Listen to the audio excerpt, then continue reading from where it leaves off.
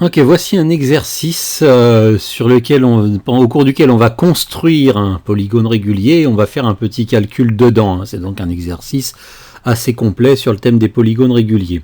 Donc on trace un cercle de rayon 4 cm, jusqu'ici ça ne pose pas de problème.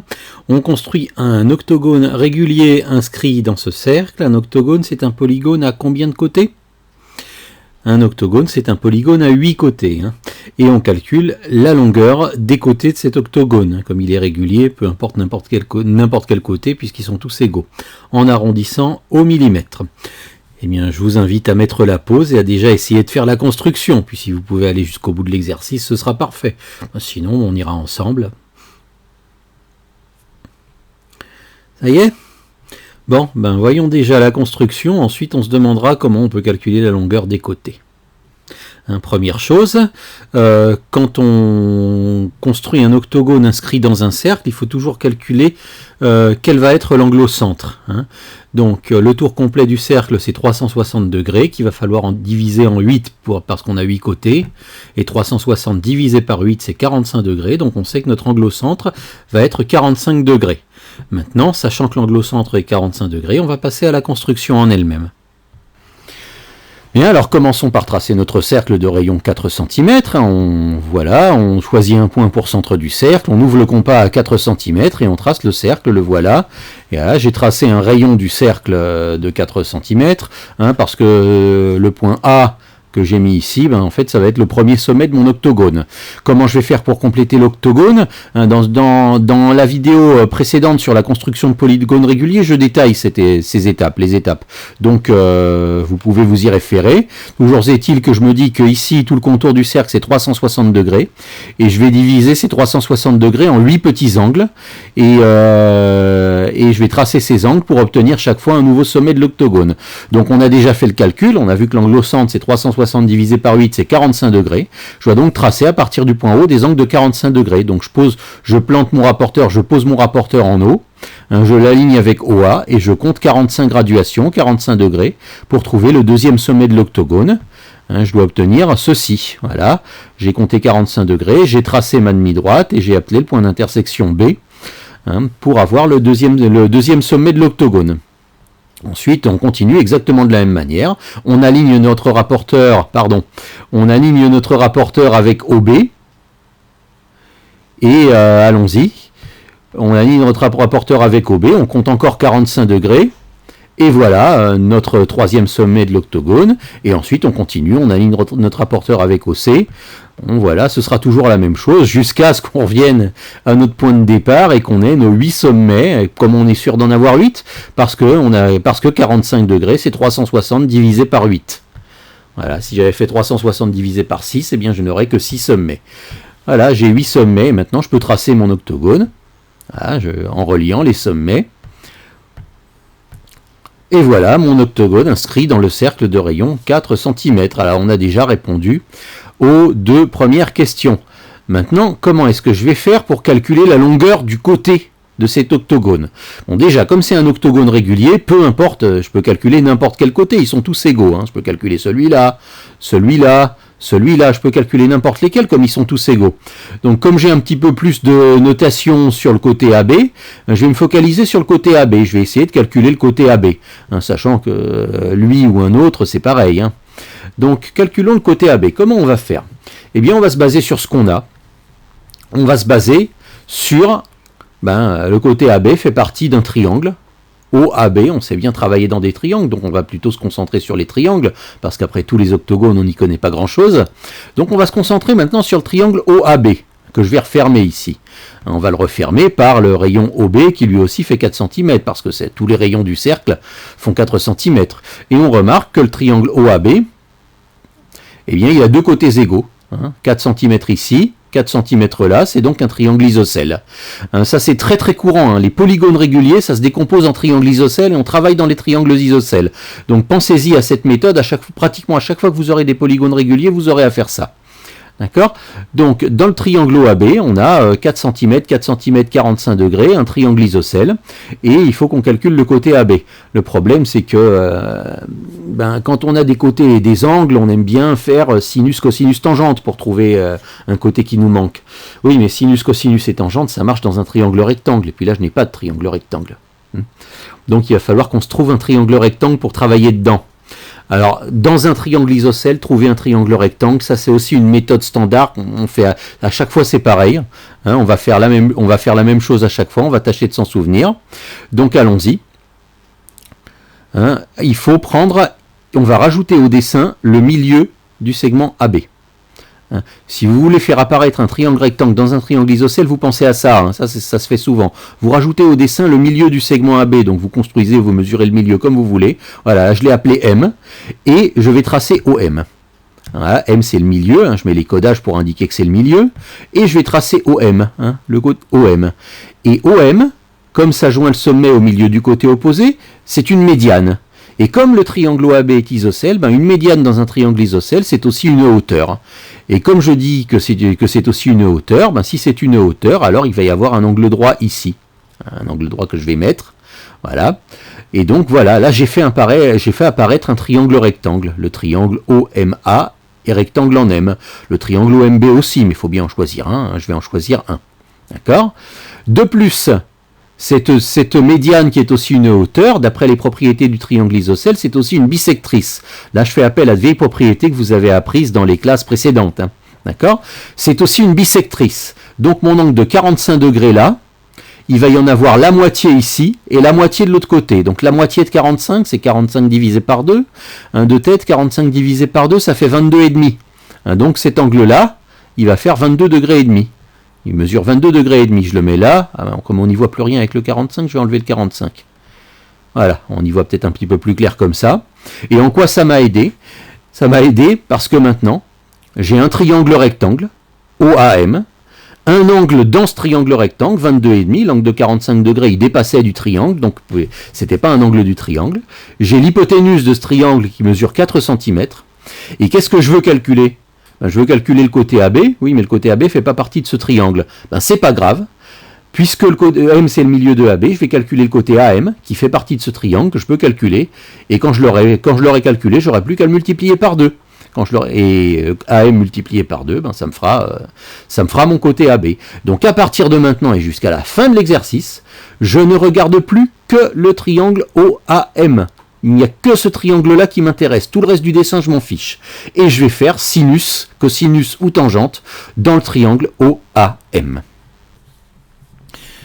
Avant de faire ceci, on va déjà écrire tout ce qu'on a tracé sur le dessin. Parce que ça on sert de propriété géométrique, donc il faut le rédiger. Donc allons-y. Qu'est-ce qu'on a fait ? On a considéré le triangle OAB qui est isocèle en O. Voilà, on va déjà écrire qu'on a fait notre angle AOB qui fait 45 degrés, parce que quand je dis angle au centre, là je précise quel angle au centre, l'angle AOB fait 45 degrés. Je définis M comme le milieu de AB, il faut bien l'écrire, il faut bien que ce soit écrit quelque part dans notre solution. Et je vais me dire que comme le triangle est isocèle, OM c'est une médiane, une hauteur et une bisectrice. Donc disons, le triangle AOAB est isocèle en O parce que les deux rayons ils mesurent 4 cm, ils sont de même longueur. Et donc OM, comme c'est une médiane qui coupe la base dans un triangle isocèle, c'est aussi une hauteur et une bisectrice. Je crois que c'est dans... Je dois avoir fait, je me rappelle plus très bien où, une vidéo où j'explique ces propriétés-là. Ça va pas être dans la chaîne de 3e, ça doit être dans la chaîne de 4e ou de 5e. Ok, donc maintenant, je vais dire si c'est une hauteur, alors il y a un angle droit. Donc ça veut dire que l'angle OMA est égal à 90 degrés. Et si c'est une bisectrice, eh bien l'angle AOM, il fait la moitié de 45 degrés, et donc 22 degrés et demi. Et voilà, là j'ai suffisamment de renseignements pour travailler dans le triangle AOM. Et donc je vais rédiger, je vais faire un petit peu de trigonométrie dans ce triangle. Donc je dis le triangle AMO, je l'ai appelé AMO, c'est pareil, et rectangle en O. Et dans ce triangle AMO, comme on veut calculer le côté AM, je vous rappelle, on veut calculer ça, on veut calculer le côté AM. On veut calculer ce côté-là, Et on a comme renseignement un côté et un angle, et c'est donc la trigonométrie. Dès que ça parle d'angle, c'est de la trigonométrie. Hein. D'accord ?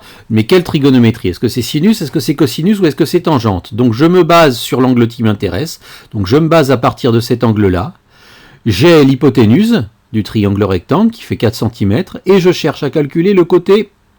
Ça c'est le côté opposé à l'angle. Côté opposé. Hein, c'est celui qui ne touche pas l'angle. Donc je cherche le côté opposé et j'ai l'hypoténuse. Côté opposé avec hypoténuse, ça nous donne sinus, cosinus ou tangente. Côté opposé avec hypoténuse, ça nous donne le sinus. Le sinus est égal à côté opposé sur hypoténuse. Donc on va travailler avec la fonction sinus. Sinus de quoi ? Sinus de l'angle. Sinus de l'angle AOM est égal à côté opposé AM sur hypoténuse AO. Donc voilà, sinus AOM égale AM sur AO. Vous avez, si vous avez besoin de précision là-dessus, allez voir ma vidéo qui s'appelle Trigonométrie, calcul de longueur. Et là, je vous montre, il y a des exemples qui focalisent uniquement sur cette partie-là. Donc maintenant, quand on a le sinus maintenant on a une formule, on va remplacer par la valeur. L'angle AOM, c'est 22 degrés et demi, et le côté AO, il fait 4 cm. Donc, écrivons, remplaçons. Sinus de 22,5 égale AM divisé par 4. Maintenant, c'est une histoire de produit en croix, de quatrième proportionnel, ou de... Comme vous le voyez, hein, pour avoir AM, il faut multiplier par 4. Donc AM, c'est égal à 4 fois sinus 22,5.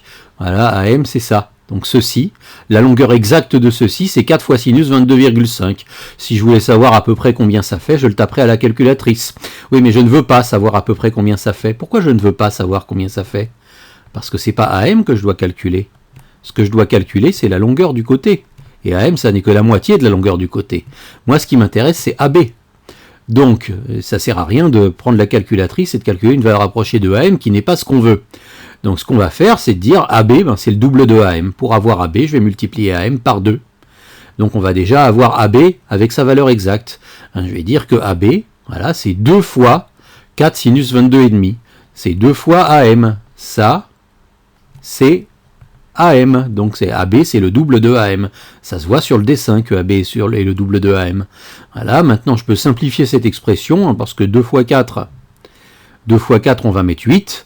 Donc AB, on va dire que c'est 8 fois sinus 22,5. Et pour avoir la valeur de 8 fois sinus 22,5, donc voilà, ça c'est la valeur exacte du côté de mon octogone. Bon, la valeur exacte, l'avantage c'est qu'elle est précise, l'inconvénient c'est qu'on ne voit pas bien combien de centimètres ça fait à peu près. Et donc pour savoir combien de centimètres ça fait à peu près, on va en prendre une valeur approchée, on va arrondir au millimètre. Et la seule manière qu'on a d'en prendre une valeur approchée, c'est de le taper à la calculatrice. Alors servons-nous de notre calculatrice comme ceci. Bon ben allons-y. Alors une petite précaution avant, quand vous faites de la trigonométrie, c'est-à-dire quand vous travaillez avec sinus, cosinus et tangente, assurez-vous que votre calculatrice est bien réglée en degrés. Là, vous voyez c'est tout petit, mais faites un effort pour essayer de le regarder. Vous avez ici un petit DEG qui est marqué au bord de l'écran.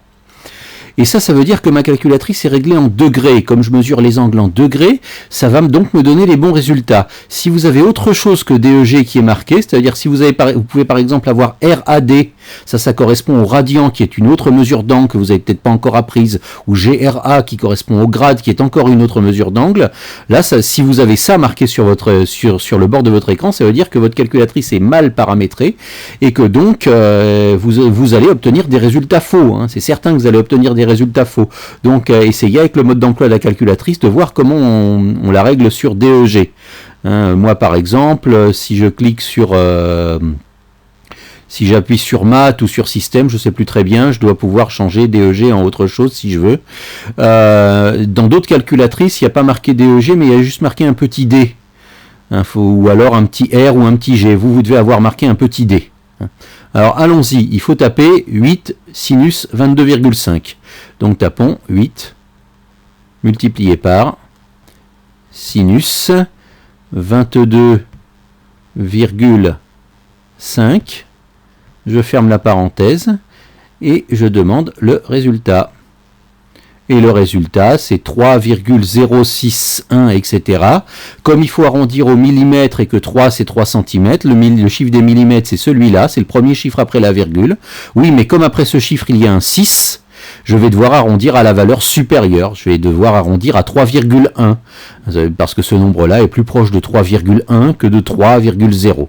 Donc mon arrondi sera 3,1.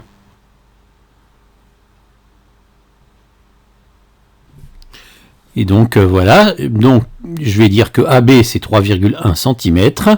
Et maintenant, voilà, ça y est, j'ai calculé la longueur du côté. On ne me demande pas calculer AB, on me demande de calculer la longueur des côtés. Donc je vais répondre par une phrase. La longueur des côtés, les côtés de cet octogone mesurent environ 3,1 cm. Cet octogone est régulier, donc tous les côtés sont égaux. Donc quand j'ai calculé AB, ben, j'ai aussi calculé tous les côtés de cet octogone mesurent 3,1 cm.